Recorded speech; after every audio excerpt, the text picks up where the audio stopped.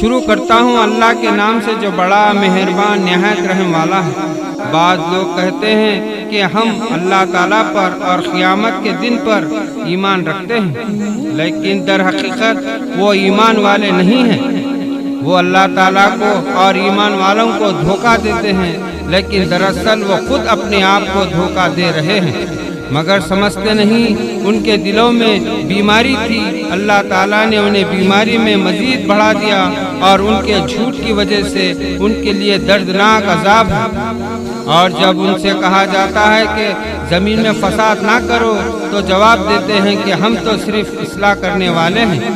خبردار ہو، یقیناً یہی لوگ فساد کرنے والے ہیں، لیکن شعور سمجھ نہیں رکھتے۔ اور جب ان سے کہا جاتا ہے کہ اور لوگوں یعنی صحابہ کی طرح تم بھی ایمان لاؤ، تو جواب دیتے ہیں کہ کیا ہم ایسا ایمان لائیں جیسا بیوقوف لائے ہیں؟ خبردار ہو جاؤ، یقیناً یہی بیوقوف ہیں لیکن جانتے نہیں۔ اور جب ایمان والوں سے ملتے ہیں تو کہتے ہیں کہ ہم بھی ایمان والے ہیں، اور جب اپنے بڑوں کے پاس جاتے ہیں تو کہتے ہیں کہ ہم تو تمہارے ساتھ ہیں، ہم تو ان سے صرف مذاق کرتے ہیں۔ اللہ تعالیٰ بھی ان سے مذاق کرتا ہے اور انہیں ان کی سرکشی اور بہکاوے میں اور بڑھا دیتا ہے۔ یہ وہ لوگ ہیں جنہوں نے گمراہی کو ہدایت کے بدلے میں خرید لیا، بس نہ تو ان کی تجارت نے ان کو فائدہ پہنچایا اور نہ یہ ہدایت والے ہوئے۔ ان کی مثال اس شخص کی سی ہے جس نے آگ جلائی، پس آس پاس کی چیزیں روشنی میں آئی ہی تھی کہ اللہ ان کے نور کو لے گیا اور انہیں اندھیروں میں چھوڑ دیا جو نہیں دیکھتے۔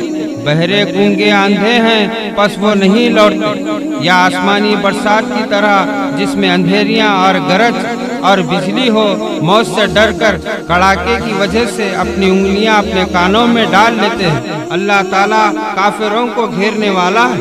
قریب ہے کہ بجلی ان کی آنکھیں اچک لے جائے، جب ان کے لیے روشنی کرتی ہے تو اس میں چلتے پھرتے ہیں، اور جب ان پر اندھیرا کرتی ہے تو کھڑے ہو جاتے ہیں۔